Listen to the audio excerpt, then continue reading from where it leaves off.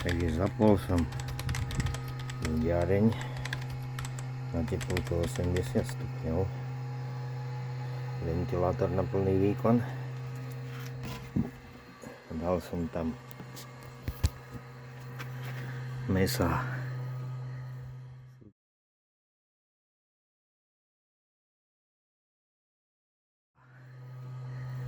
Sú tam 4 bočiky, 3 bočiky, 4 bočiky, 3 krkovice a toto je vlastne karé, títo dve sú karé. Toto je obyčajné soli, toto je rýchlo soli. Vidieť rozdiel. A hentie ostatné sú obyčajné soli. Tí bočiky a vlastne krkovička stála skoro 4 týždne soli. No a toto stálo skoro 3 týždne. Tieto karé. No tak po hodine som zapol aj udiareň, aj dym. Som tam nasypal štepku a zapálil som to pred minútkou, ani nie. A už to dymí.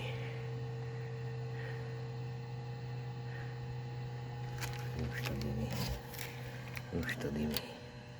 Výborne. Takže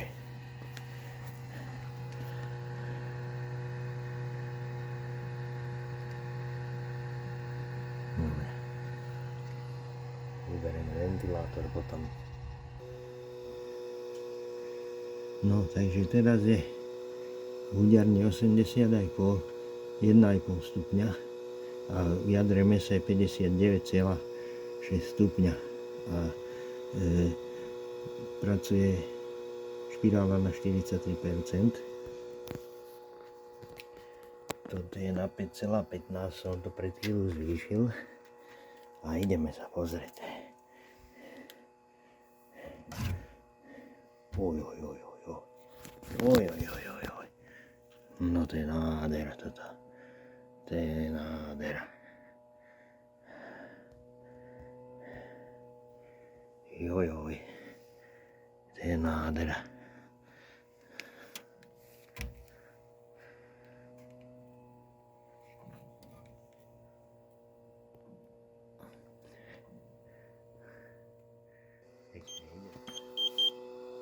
No, takže teraz akurát začalo pípať, jak som to zapal, je 1 hodina v noci, skoro pár minút chýba, teplota dosiahnutá, takže teraz 10 minút to takto udržať a je tam 72 stupňov v jadre mäsa a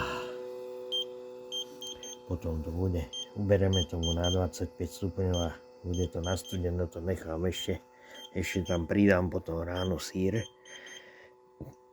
a loveckú salám a divočák.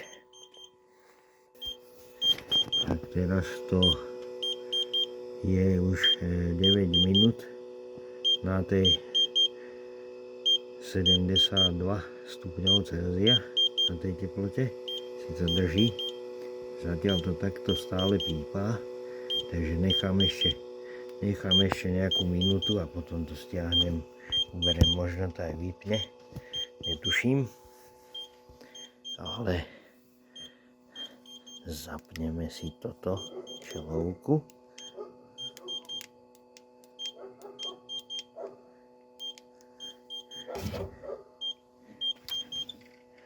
A pekné sú tie mäsa.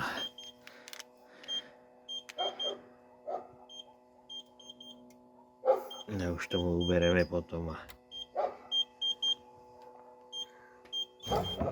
Ešte som sa zavesil divočáka, ešte hrubú klobásu, čo ešte brat robil.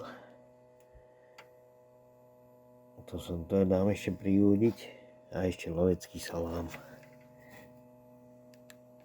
Na to dám už na studeno a nech sa to dymí. A ešte zajtra Ešte zajtra dodáme síry potom.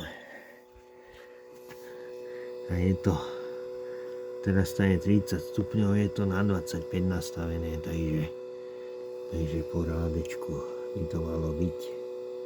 Už je tam len 29,9, takže klesá to pomaličky, 30, je to na 25 nastavené.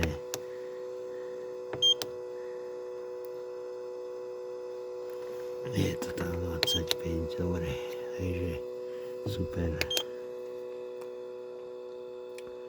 Takže čidlo tam není už, to som zobral umyť. A špirála ide na 20%.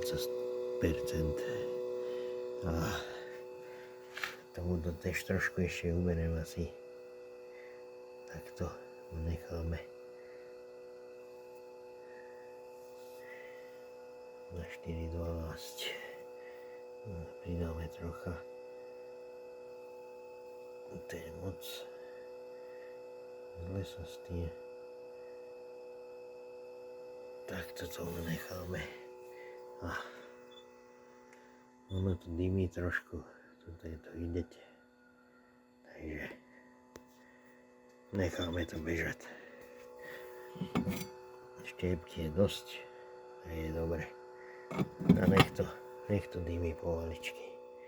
Takže dal som to tam.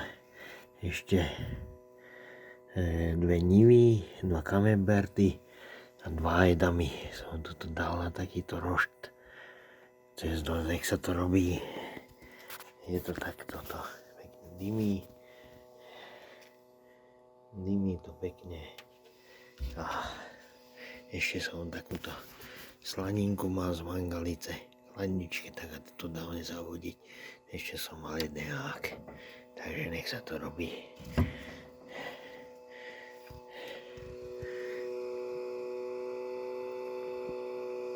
Takže takto je to teraz. Som to dal na 25 stupňov.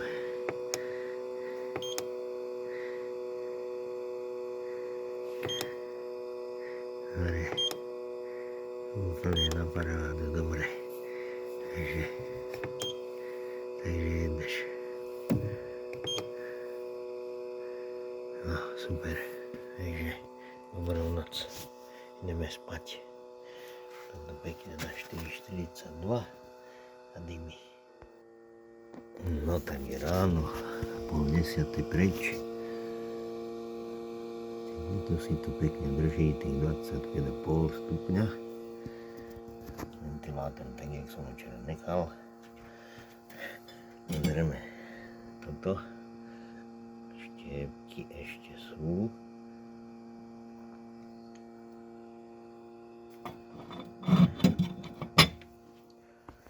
No ideme toto pozrieť, jak to vyzerá.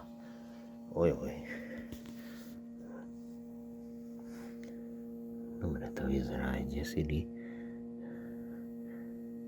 Idem to musieť asi potáčať.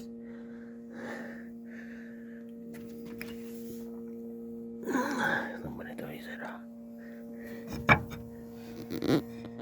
Taký to záber vraj.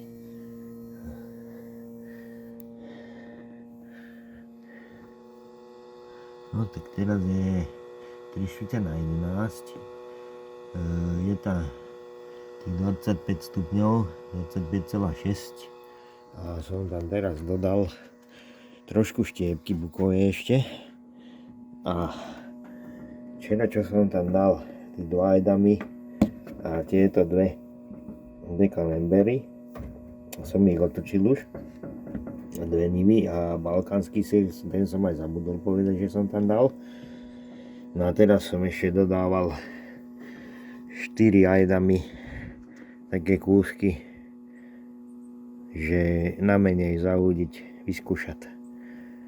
Uvidíme. Ale to vyzerá dobre, tie nivy vyzerajú dobre, už ich možno aj vyťahnem preč. Dobre, zavreme. A tie mäsa vyzerajú takto. Na salámy, klobásky. Takže dobre. Ide, dymí to pomaličky. parádu. Moje výtvory, moje produkty do ajdami. Toto je tiež ajdan, toto sú menej udené, preto sú tak prekrojené. Toto je balkánsky syr, tento dlhý. Toto sú 2 camemberty a 2 nivy. No a tuto máme mesa. Jeden bolčík, druhý, tretí. Toto je krkovička, tuším, to je slaninka. A potom tu je ešte, tu sú mesa ešte, to ani nevidím teraz takto, v tomto svetle, že čo je čo, ale takto. Tento je asi bolčík, ten krajný, ešte je tento. Takže takto sú fešáci nastavení. Tu je lovecká, divočák a tá klobaska salámová. To som musel takto dať, lebo to by trčalo dole, nenechám to.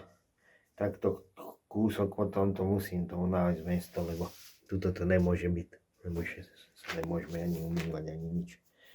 Takže nájdem tomu miesto. Snad to bude dobré, no treba to nechať vyvetrať dobre. No tak takto som to vymyslel.